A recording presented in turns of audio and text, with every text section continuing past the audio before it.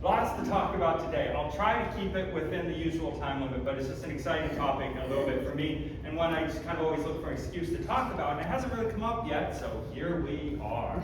We're going to talk about Christian ethics a little bit today. But first, I also want to say thank you for the music at the beginning. I'll tell you a little later why that's so meaningful to me, but that was just oof. Okay, and then also, I've got some questions about what's coming up next for us in our life and all of that. Now that we went to Germany, we settled some things, we came back. I have a little bit more details, but I'll share those afterwards, and I'll tell you anyone who, well, Q&A section for anyone who has questions about the next steps. Okay, so Romans chapter 8 is a portion of what Paul's writing will become kind of understood as an understanding of Christian ethics. It is, however, just a tiny piece.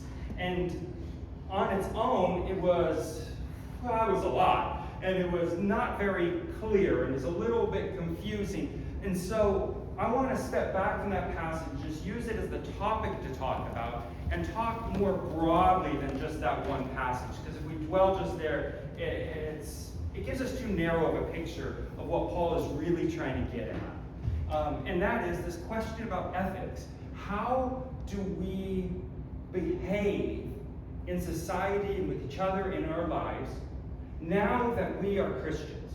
What does that mean tangibly about how we move through this world? Do we just keep on going as before? Or does it impact us? How do we live as Christians? And that's what he's talking about there, and through a lot of his other writings. But I also want to talk and answer a question that someone of you asked me at some point, and I don't remember who, about what books formed me and my theology early on that got me started on this path of thinking about things. And I'll tell you that story because it's C.S. Lewis. So back in high school, I had a group of friends from a lot of different faith traditions. I was in an area which had a lot of Mormons, so we had a bunch of those. There were Catholics. There were Christians of a whole bunch of different denominations. We had agnostics. We had atheists within my friend group. And so sometimes we would sit and we'd talk about things. And it wasn't often, combative, but it was just kind of like, yeah, what's your take on this? Or what's your tradition feel about this or about that thing? But sometimes there were those gotcha questions that I didn't have an answer to. And one of them I didn't have an answer to was this one, which is, okay, so if Christ is the way to heaven, got it, check, I understood that, got it. And if you have faith in Christ, then you get into heaven, right? And if you don't, then bad things might happen to you when you die. I'm like, okay, that matches my belief. Then what happens to the people who, through no fault of their own, have never heard of Jesus? They were born before he was born. They were born in a different part of the world, and a missionary never visited, and they lived and they died, and they never had the opportunity to ever hear about Jesus. What happens to them? Are they condemned to eternal suffering through no fault of their own? Is that the actions of a good and loving and moral and just God? And I could not answer that one. I didn't have an answer.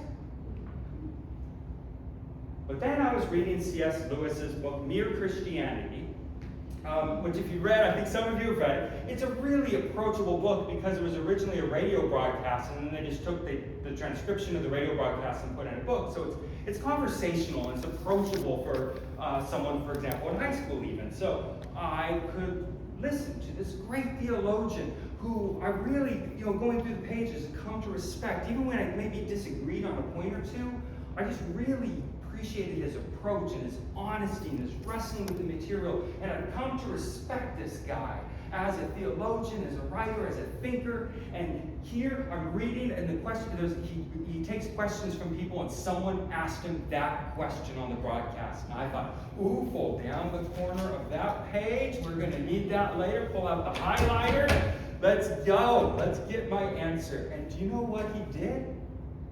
He dodged the question. The great theologian, one of the great theologians of the time, he dodged the question. He said, I don't know. He started his response by saying, I don't know. What the heck? The guy had all the answers. Every question thrown at him, he had an answer for. And this one he goes, I don't know. But then he reframed it. And he reframed the question in a way that still dodged it, but did so in a way that was really, really helpful, just in general. And he said, I don't know what God has worked out for that group of people. I have to imagine something, because I do believe in a just and merciful God. I imagine something. I don't know what God has worked out for them. But I can speak to what I feel God doing through my life and my heart. And for me, it's through this book and this experience and through Jesus. What he did is he took it away from trying to figure out what's going on in someone else's life, and he said, not my business. What's going on in my life? What's going on in my heart? What am I doing? Right?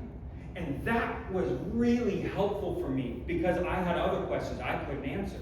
And it allowed me to say, maybe I don't need to know the answer. Maybe I can hit pause on that. Maybe I'll figure it out down the road, or maybe I won't.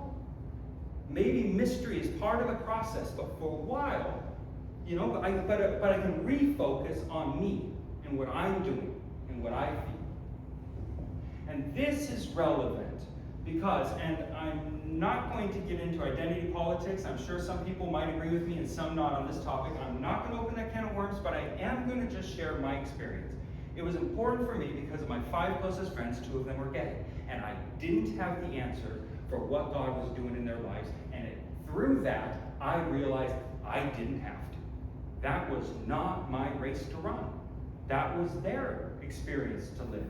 What was going on in my heart was the question that I needed to ask myself, not what was going on in my best friend's heart, but what's going on in my heart. It let me pause it. It let me pause it. And since then, I've gone off to seminary, and I think I do have a pretty good idea of what God has worked out for my best friend, and it's pretty awesome. But at the time, I didn't, and I didn't need to. I could just let it go.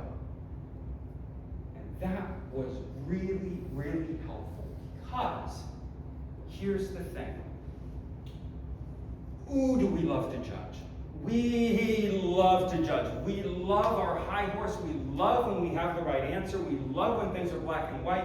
We love when we know what God has got going on for somebody else. We love it. And we know we love it because we don't get 2 chapters into the Bible before it introduces that idea. And by the 3rd chapter, we see what's going on. What was the trap that got? What was the fruit? Not a trick question. Knowledge of good and evil. That was the temptation. To know good from bad. To judge right from wrong. To be the judge. That was not supposed to be our job. It never was. Right from the beginning, that was not supposed to be our job. And so we ate of the fruit. And just like everything else associated with the fall, we got a kind of twisted, broken version of it. It's close, but it's flawed. And it tricks us up. And we make mistakes. And we are, it turns out, not very good at being judges. Let me give you an example from psychology. My first degree is actually in psychology, and I had this teacher who told the class he was teaching, he said, it was an intro class, he said, listen, if you learn just one thing out of my class, it's what we're going to talk about today, so pay attention. This is fundamental to a lot of the misunderstandings that happen in people, and a lot of what psychology studies is underpinned by this. In fact, the rule I'm about to tell you is called the fundamental, because it's fundamental to our understanding, or fundamental attribution error, because it's a mistake. All right? And this is what it is. I'm going to tell it to you by an example, which is also going to have a bit of a confession. Sometimes when I'm driving, especially on a long highway, and my phone buzzes, and it's got the little map right there anyway, I check. I just check to see if it's really important or not. I check my messages. Sometimes, not all the time, but sometimes, like, ooh, is that critical? Nope, okay. And I can keep driving. And sometimes if I'm at a red light, I'm like, oh, send a little message real quick. It's a red light, nothing's happening. It's fine. I make sure it's safe. I'm not, not driving to a school zone and texting a novel, but every now and again, maybe I peek. Maybe some of you peek every now and again and check. You're not supposed to, you're not supposed to, but sometimes you kind of do. But you always do it in a time when you're sure that it's safe, because you're good drivers and you know what you're doing and you're not going to take this thing lightly.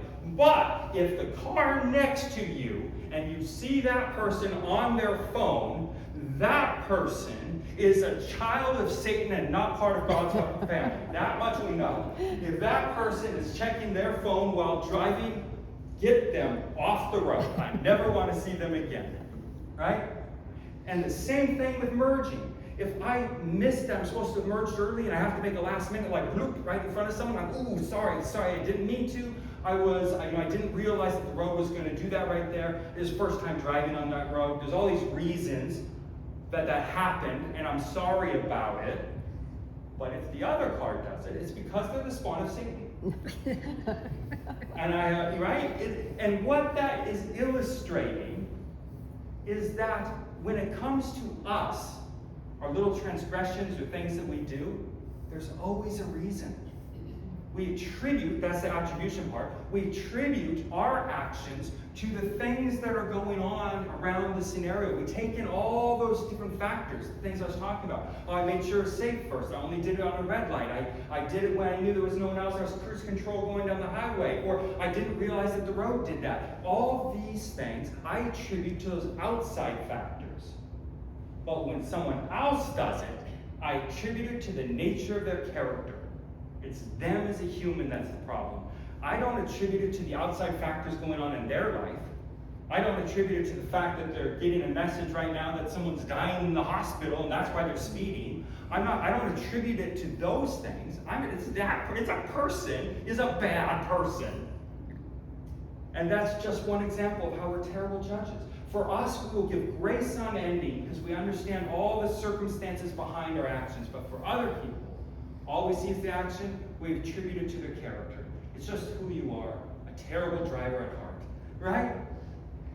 That's an example of what I mean. That is what's called the fundamental attribution error, and it's an example of how we are just terrible at judging. We're not good at it. It was never meant to be our job. And as much as we might like songs that talk about a simple life and being a simple man and everything being simple, it's a good song, and we might like that, the reality is the world's complicated. We don't live in a black and white world. We might wish that we do, but we don't. We live in a world of grays, and if you've read the Bible, so did they. We have never been in a black and white world. It's not something we outgrew by suddenly understanding nuance or something like that. We have never been in a black and white world. We have always been a world of gray. We will find ourselves in positions where there's no right answer. And we're all just trying, most of us, I truly believe most of us, we're just trying to do the best we can. The hand that's dealt, and sometimes we make mistakes. We do not live in a black and white world. So the fact that God is the judge and not us is a mercy. Let that one go. That is not our job. And boy, will your life be a lot easier if you can let go of that one. I'm still working on it, especially with driving. Right? I'm going to tell you one more story that illustrates this a little bit. And this one comes from my brother, who is a police officer and spends his entire life dealing with the gray area of people's lives and having it oftentimes needing to be a judge a little bit. I mean, later that comes in court, but whether or not to do something comes into his category. And he's a detective now, but this story was back when he was he's either a rookie or when he was volunteering. It was way, way, way early in his career. And the deal is that there was someone who they had caught on camera stealing, and they knew exactly who he was. He was a known person in this community, and they knew where he lived. He lived with a bunch of his other friends, and in this house where they were doing drugs. That's why he was stealing. He was stealing for drugs, and not the kind that's now legal here, but the kind that ruins people's lives really fast. And so they went. So that's the situation that was going on. So they pull up, him and a bunch of other cops, not a ton, cars pull up, and they pull up outside of this house. And they all knew each other at this point. They had plenty of interactions. So they knew it wasn't going to be a problem, but there would be a conversation and there would be an arrest, and that's just the way that this was headed. And so they put my brother out front because he's just the rookie. Well, they go in and talk to the people. And so my brother's just kind of standing around out front, and a car pulls up.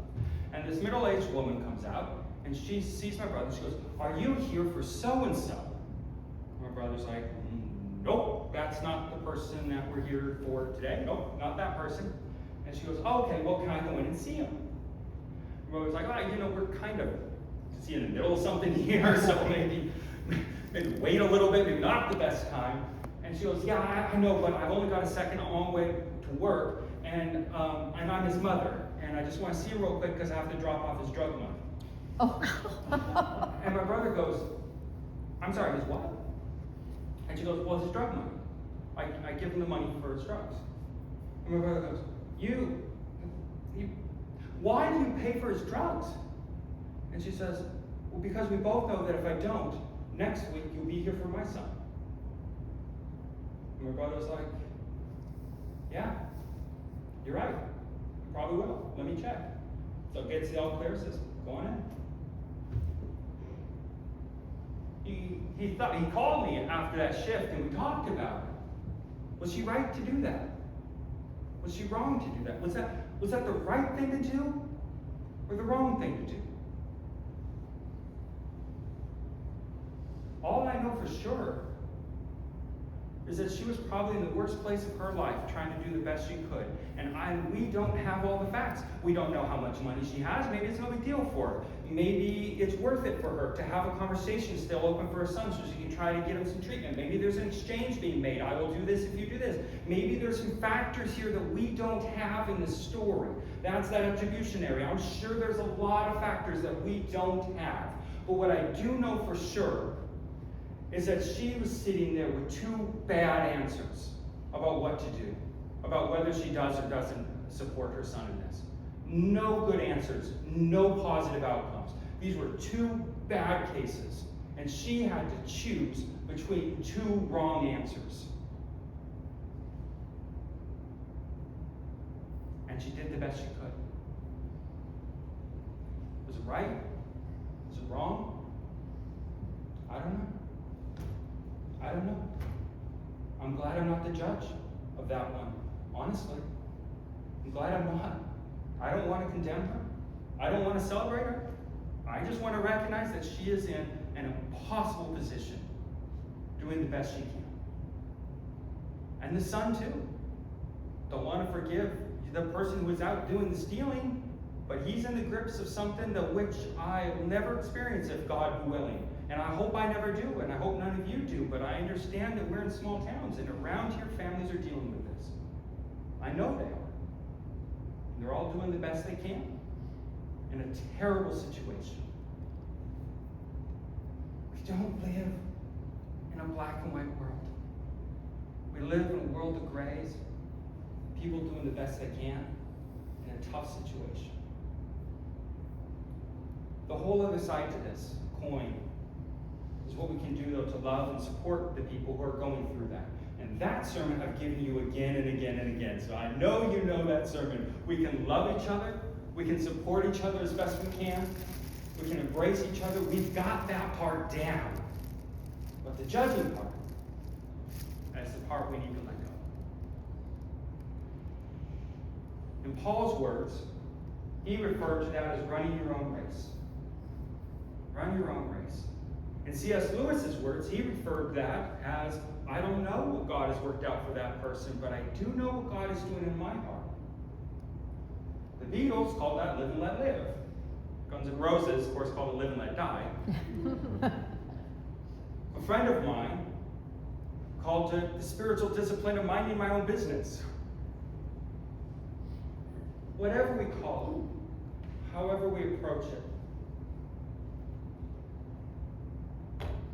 one of the things I learned is that it is a relief that God is the judge, and not me. Because life's hard. And now, we can go back to the thing that we're extra really good at, though, because we might not be good at judging, but we are really good at loving. And that's the part that we can answer to. We can love each other. And that's where I always want to end on, is a positive note, that there is something we can do. If not that, we can love each other through our lives, because life is hard, it's difficult, it's not black and white, but it is full of community and love, if we're lucky. Amen? Amen.